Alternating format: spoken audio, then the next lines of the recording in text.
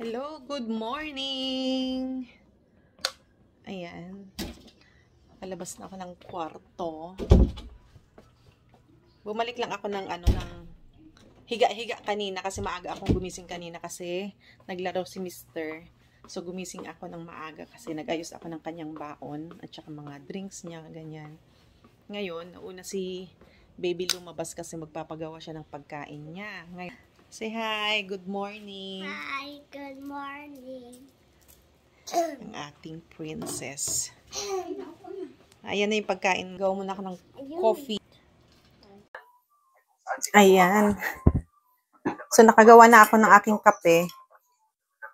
Ayan. Tapos, titikman ko itong dala ni Mr. kagabi na empanada. Alam niyo ba, gustong-gusto ko yung empanada ng Red Ribbon. Ayan. Oo.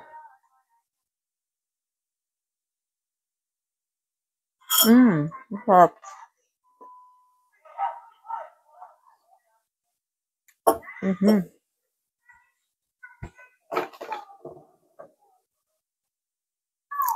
Masarap siya kasi ang palaman niya sa loob is pork giniling.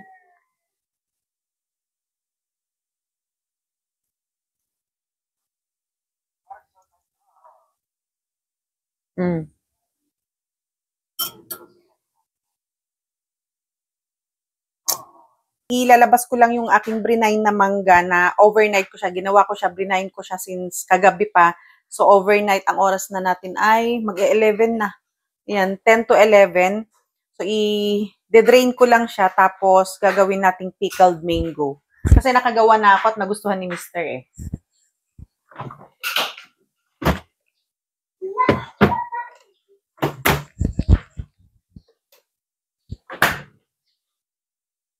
Ito siya, oh. Ayan.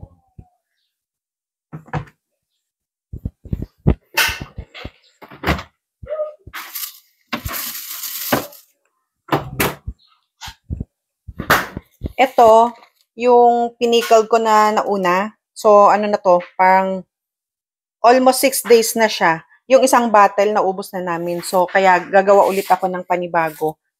Kasi, konti na lang yung natira. Masarap siya.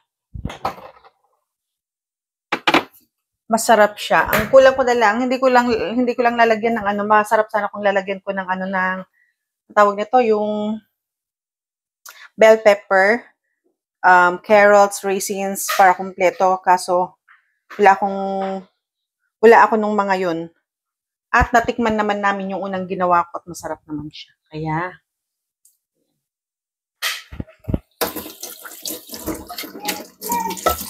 i-drain ko lang yan siya.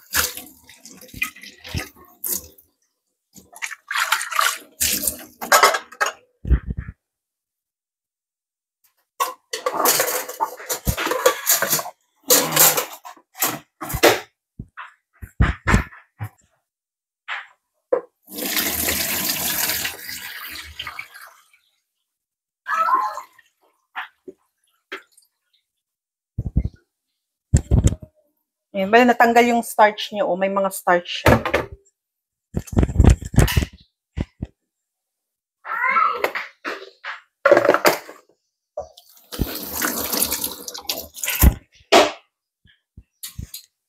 Ngayon, magtitimpla ako ngayon ng aking pang-ferment.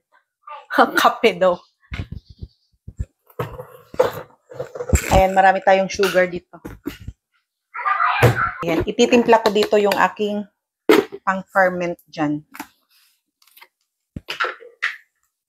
So, lalagyan lang natin ng sangkatutak na sugar. Oops.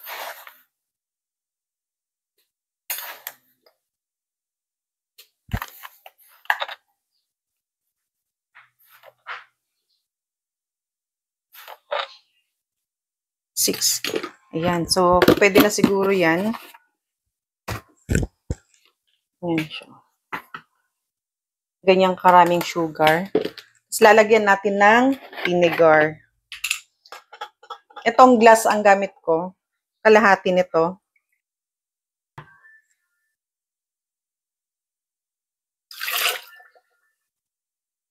Yan, second time ko palang gawin to. Tapos, lalagyan na natin ng water. 1, 2, 3. Tapos, hahaluin natin. So, ito na yun siya. Ganun siya.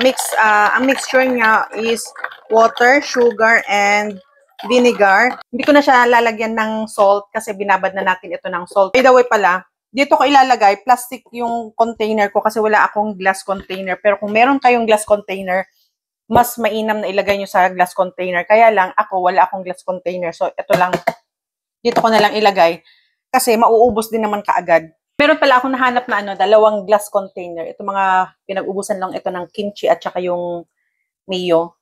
So, lalagyan ko muna ito. Ang mga matitira, yun yung ilalagay ko dito sa container o maghahanap ako ng maliit na container. So, tara, umpisahan na natin.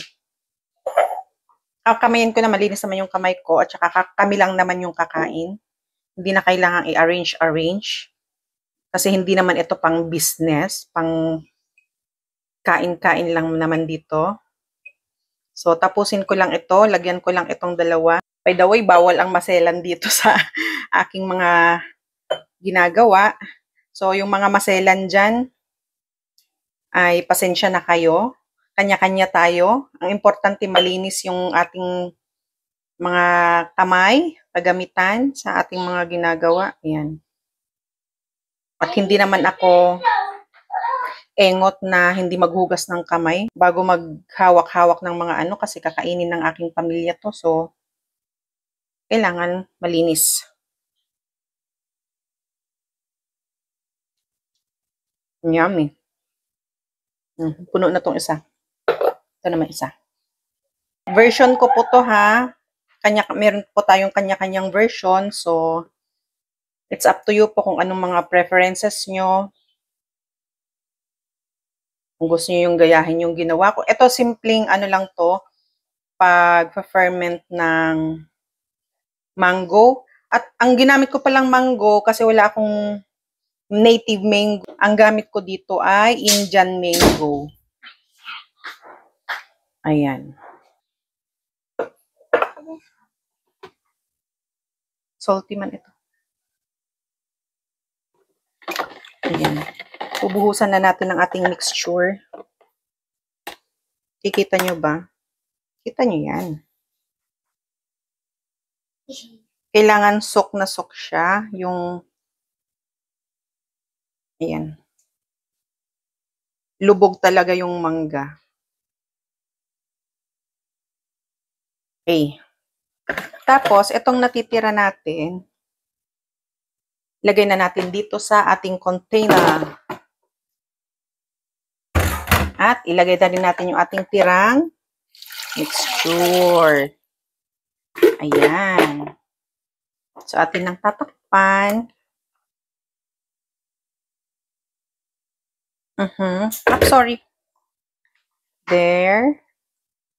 And then, done. Lagay na natin sa ref. Open mo yung ref, anak. Okay.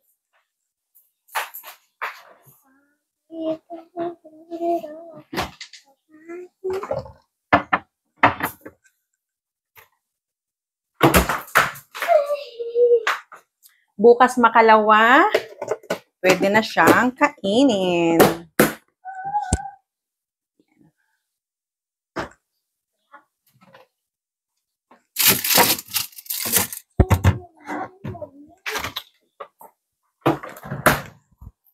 So, yan. Thank you for watching. Bye-bye. Bye-bye.